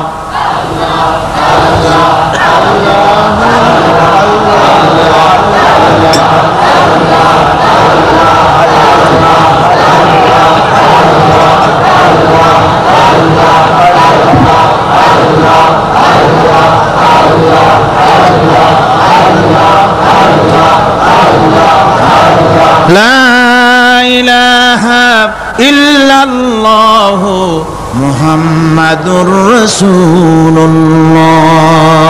ভাইরা, এতক্ষণ আমি যা বললাম, আর রহমান আল্লামাল কোরআন, আল্লাহ আমাদের কোরআন শিখাইছেন, দয়াবান মেহেরবান তিনি আমাদের কোরআন শিখাইছেন। কোরআন আমাদেরকে তৌহিদ শিখাইছে। কি শিখাইছে? এতক্ষণ তৌহিদের কথা বললাম, এবার শিরকের কথা শুনতে হবে। তাওহীদ বোঝা যাবে না শিরক না জানলে, শিরক বোঝা যাবে না তাওহীদ না জানলে। দিন বোঝা যায় না রাত না বুঝলে, রাত বোঝা যায় না দিন না হলে, টক বোঝা যায় না মিষ্টি না হলে, মিষ্টি বোঝা যায় না টক বা তিতা না হলে। কথা বুঝতে পেরেছেন? একটার বিপরীত আর একটা, এটাকে বুঝতে হবে। সুতরাং শিরক এটা হচ্ছে আন্দাজ আর অনুমানের উপর। শিরকের ভিত্তি আন্দাজ আর অনুমান। শিরকের ভিত্তি কি? এ কথাগুলি আমার না, আমি কার কথা শোনাতেছি? আমি কি কিসসা কাহিনী শোনাচ্ছি? গাঁজাখুরি গল্প? আল্লাহর কথা। আমার আল্লাহ পাক বলছেন, আলা ইন্না লিল্লাহি মান ফিস সামাওয়াতি ওয়া মান ফিল আরদ। জেনে রাখো, আসমানের বাসিন্দা হোক আর জমিনের বাসিন্দা হোক, সব হতেছে আল্লাহর মালিকানাধীন। কার মালিকানাধীন? ওয়ামা ইয়াত্তাবিউ আল্লাযীনা ইয়াদউনা মিন দুনিল্লাহি শুরাকা। যারা আল্লাহকে ছাড়া মন গড়া শরীকদারকে ডাকে, আল্লাহরে বাদ দিয়া অন্য শরীকদের যারা ডাকে, তারা এইটা ডাকে কিভাবে? ইয়াত্তাবিউনা ইল্লা যন্না ওয়া ইনহুম ইল্লা ইয়াখরুসুন। তারা নিছক আন্দাজ এবং অনুমানের অনুসারী, আর শুধু কল্পনাই করে। সব কল্পনা, কোনো দলিল নাই। মাজারে গিয়া কিছু চাওয়া, এর কি কোনো দলিল আছে? রাসূলুল্লাহ এরকম করেছেন, সাহাবায়ে কেরাম এরকম করেছেন? আগরবাতি দেওয়া, মোমবাতি দেওয়া, চাদর দেওয়া, এগুলো রাসূলুল্লাহ করেছেন না সাহাবায়ে কেরাম করেছেন? এগুলি সব আন্দাজ এবং অনুমানের উপরে করা। শিরক হচ্ছে অন্ধ অনুকরণের পরিণতি। ওই দেখছি মা বাপ করেছে, মুরব্বীরা করেছে, তাই করে। আল্লাহ পাক বলছেন, যদি তাদের জিজ্ঞেস করে সব কাজ করো কেন তারা? রব্বুল আলামিন বলেন, হাউলাই মা ইয়াবুদুনা ইল্লা কামা ইয়াবুদু আবাউহুম মিন ক্বাবল। হে নবী, এরা সেই মিথ্যা খোদাদের ইবাদত করে। কেন করে? প্রশ্ন করা হলে তারা এই জন্যই করে যে তাদের বাপ দাদারে করতে দেখেছে, তাই বাপ দাদাদের অনুসরণ তারা করে, অনুকরণ করে, আন্দাজের উপরে, অনুমানের উপরে। তাদের কাছে কোনো দলিল নাই। এই শিরক থেকে ফিরে থাকার জন্য সূরা লোকমানের মধ্যে দেখুন, হযরতে লোকমান তিনি তার সন্তানকে ডেকে বলছেন, ইয়া বুনাইয়া إذ قال لقمان لابنه وهو يعظه يا بني لا تشرك بالله إن الشرك لظلم عظيم। يا بني, হে আমার নান্না মুন্না লাডলা, হে আমার কলিজার টুকরা সন্তান, ইয়া বুনাইয়া লা তুশরিক বিল্লাহ, খবরদার আল্লাহর সাথে শরীক স্থাপন করো না। ইন্না শিরকা লাযুলমুন আযীম, শিরক হচ্ছে মস্ত বড় অপরাধ। যারা শিরক করে তারা অপমানিত্বের শেষ পর্যায়ে চলে যায়, তারা অপমানিত হয়। কি রকম? ওয়ামান ইউশরিক বিল্লাহি ফাকান্নামা খাররা মিনাস সামাই ফাতাখতাফুহু আত-তায়রু আও তাহওয়ি বিহির রিহু ফি মাকানিন সাহিক। আল্লাহর সাথে যারা শিরক করে সেজন্য আকাশ থেকে পড়ে গেল। কার কথা এটা? যে ব্যক্তি শিরক করলো সেজন্য আকাশ থেকে পড়ে গেল, আর পাখি যেন তাকে মহাশূন্য থেকে ছ মেরে নিয়ে গেল, বাতাস যেন তাকে এক বিরাট প্রান্তর নিয়ে বিন্দু বিন্দু করে ছিন্ন ভিন্ন করে দিল। তার মানে হলো আকাশ থেকে পড়ে যাওয়ার অর্থ হলো তাওহীদের অবস্থান থেকে সরে যাওয়া। পাখিতে ছো মারার অর্থ হলো যখন সে শিরক করে তখন শয়তানের সে ফুটবল হয়ে যায়। শয়তানের কি হয়? শয়তানের ফুটবল হয়ে যায়। বাতাস উড়িয়ে নেওয়ার অর্থ হলো লালসা এবং নফসের প্রবৃত্তির ভিতরে লোকটি নিমজ্জিত হয়ে যায়। সুতরাং অপমান এবং লাঞ্ছনা পাওনা থাকে যারা শিরক করে তাদের জন্য। আল্লাহ শিরকের ব্যাপারে একটা দৃষ্টান্ত দিচ্ছেন। আল্লাহ পাক কোরআন শরীফে অনেক দৃষ্টান্ত দিয়েছেন। দৃষ্টান্ত দিলে লোকেরা বোঝে ভালো, ঠিক কিনা কোন? আল্লাহ পাক দৃষ্টান্ত দিচ্ছেন, ইয়া আইয়ুহান নাসু দুরিবা মাসালুন ফাসতাবিউ লাহু ইন্নাল্লাযীনা তাদউনা মিন দুনিল্লাহি লা ইয়াখলুকু যুবাবান ওয়ালাউ ইসতামাউ লাহু। আল্লাহ পাক বলেন, হে মানব সকল, আমি আল্লাহ একটা দৃষ্টান্ত দিতেছি, তোমরা শোনো। সুবহানাল্লাহ। আল্লাহ পাক বলছেন, আমি একটা দৃষ্টান্ত দেই, তোমরা শোনো। ফাসতামিউ লাহু, কান পাতা ভালো করে শোনো আমার দৃষ্টান্তটা। আমি আল্লাহরে বাদ দিয়ে যারা অন্যদেরকে ডাকে প্রয়োজন পুরাবার জন্য, সন্তান পাওয়ার জন্য, স্বাস্থ্য ভালো হওয়ার জন্য, ঋণ মুক্ত হওয়ার জন্য, ইবাদত করার নিয়ত নিয়ে আমারে বাদ দিয়ে তারা যারা ডাকে, যাদেরকে ডাকা হলো, ওরা তো মাছির মতো একটা প্রাণীও বানাইতে পারে না। ছোট্ট একটা মাছিও বানাইতে পারে? জোরে বলেন, পারে? মাছির মতো প্রাণী বানানো তো দূরের কথা, وَيَسْلُبُهُمُ الذُّبَابُ شَيْئًا لَا يَسْتَنقِذُوهُ مِنْهُ ضَعُفَ الطَّالِبُ وَالْمَطْلُوبُ। ওই মাছি যদি তার কাছ থেকে কোনো জিনিস হরণ করে নিয়ে যায়, মাছির কাছ থেকে ওটা ফিরায় রাখারও ক্ষমতা তার নাই।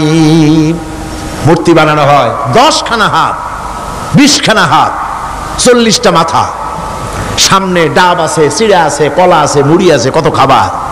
মাছিতে সব যদি নিয়ে যায়, কুত্তায় দাঁড়ায় যদি গায়ে পেশাবও করে দেয়, এতগুলা হাত একটা হাত দিয়েও সরাইয়া দিতে পারে না। আল্লাহ পাক বলেন, দাউফাত তালিবু ওয়াল মাতলুব। যাদের কাছে ওরা চায়, ওই আশ্রয় প্রার্থী আর আশ্রয়দাতা দুটোই দুর্বল। হাদিস শরীফে এসেছে, একবার এক মুশরিক রাসূল করিম সাল্লাল্লাহু আলাইহি ওয়াসাল্লামের কাছে এসেছেন একটা ভাঙ্গা, ঠ্যাং ভাঙ্গা, কল্লা ভাঙ্গা একটা মূর্তি নিয়ে। হুজুর বলছেন যে তোমার এই মূর্তিটার কল্লা ঠ্যাং ভাঙ্গা কেন? সে ব্যক্তি কইল যে হুজুর, এটা হলো আমার খোদা। বিপদ আপদ থেকে বাঁচার জন্য সবসময় বগলে রাখি, না জানি কোন সময় কোন বিপদে পড়ে যাই। পথে চলতে গিয়ে পেশাব আসলো, ভাবলাম খোদারে নিয়ে এই কাম করুন, তারে রাস্তার উপরে দাঁড় করায় রাখা, এরপরে আমার কাজ সারলাম। এসে দেখি খোদাটার মাথা থেকে শুরু করে পা পর্যন্ত খালি ভিজা। ভাবলাম খোদার শরীর ভিজা, নিশ্চয়ই কোনো বরকতের পানি হবে। কোলে তুলে নিয়ে চাটা আরম্ভ করলাম। চাটতে গিয়ে টের পাইলাম যে গন্ধ লাগে টক টক। আশ্চর্য কথা, বরকতের পানি এরকমের ঝাঁঝালো গন্ধ, নাক ছিঁড়ে যাওয়ার মতো। বিষয়টা কি? কিসের বরকত? এদিক ওদিক তাকায় দেখি দূরে একটা কুত্তা দাঁড়ানো আর তার নিচের থেকে পানি টপকাচ্ছে। তখন বুঝলাম কি বরকতের পানি। কয় হুজুর, মেজাজটা খারাপ হয়ে গেল। খোদাটা ঠ্যাং না ধরিয়া ঠ্যাং ধরে বললাম, তুই খোদা না হুদা? কুত্তার পেশাব দিয়া নিজেরে বাঁচাইতে পারো না, আমারে বাঁচাবি কেমনে? কাছার দিয়া কল্লা ভাঙ্গে ফেলাইছি। হুজুর জিজ্ঞেস করলেন, আমার কাছে কেন এসেছো? মুশরিক ব্যক্তি বলছি, ইয়া রাসূলুল্লাহ, জীবনের ভুল বুঝতে পেরেছি, আমি এখন তাওহীদের শরবত পান করতে এসেছি। নবীজি বললেন, পড়ো লা ইলাহা ইল্লাল্লাহু মুহাম্মাদুর রাসূলুল্লাহ। আল্লাহ পাক কি সুন্দর করে বুঝাচ্ছেন, আমি ছাড়া কারো কোনো ক্ষমতা নাই। আল্লাহুল্লাযী খালাকাকুম সুম্মা রাযাকাকুম সুম্মা ইউমীতুকুম সুম্মা ইউহয়ীকুম। আল্লাহ বলছেন, ও বান্দারা শোনো, আমি আল্লাহ তোমাদেরকে সৃষ্টি করেছি, শুধু সৃষ্টি করি নাই, খাবার দিছি। কে দিছেন খাবার? সৃষ্টি করেছি, খাবার দিয়েছি, এরপরে তোমাদের মৃত্যু করব, আবার মৃত্যুর উপরে আমি আল্লাহ তোমাদের জিন্দা করব। হাল মিন শুরাকাইকুম মান ইয়াফআলু মিন যালিকুম মিন শাই। তোমরা তাদের পূজা করো, তোমরা তাদের ইবাদত করো, আমি আল্লাহ ছাড়া আমি যে সব কাজ করি এই সব কাজ তোমাদের ওই সব দেবদেবতারা করতে পারে? আল্লাহ বলেন পারে না। সুবহানাহু ওয়া তাআলা আম্মা ইউশরিকুন। তিনি পবিত্র, পবিত্র, পবিত্র। তারা যে সমস্ত কথা বলে আর আল্লাহর সাথে যে সমস্ত জিনিস দিয়ে শরীক স্থাপন করে তার থেকে আল্লাহ মহান, পবিত্র।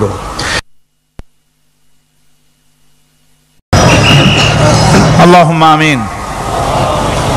ربنا ظلمنا أنفسنا وإن لم تغفر لنا وترحمنا لنكونن من الخاسرين ربنا لا تزغ قلوبنا بعد إذ هديتنا وهب لنا من لدنك رحمة إنك أنت الوهاب ربنا العالمين।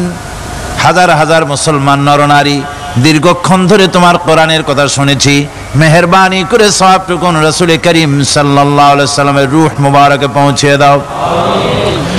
तमाम पृथ्वीर माटिर नीचे যত মুমিন মুমিনাত শুয়ে আছে আল্লাহ তুমি মেহেরবানি করে কবরগুলিকে জান্নাতের টুকরায় পরিণত করে দাও। আমাদের মা বাপ যাদের দুনিয়া থেকে বিদায় হয়ে গেছে আল্লাহ দয়া করে তাদেরকে জান্নাতবাসী করে নিও। রব্বির হামহুমা কামা রব্বায়ানি সগীরা রব্বির হামহুমা কামা রব্বায়ানি সগীরা। হায় আল্লাহ তাআলা এই মাহফিলের আয়োজন যারা করেছেন ইসলামী সমাজ কল্যাণ পরিষদকে তুমি মঞ্জুর করে নিও আল্লাহ রব্বুল আলামিন। तमाम পৃথিবীর বুকে মুসলমানেরা যত জায়গায় বিপদে আছে মুসিবতে আছে আল্লাহ তুমি দয়া করে মেহেরবানি করে বিপদগ্রস্ত মুসলমানদের হামি ও নাসির হয়ে যাও।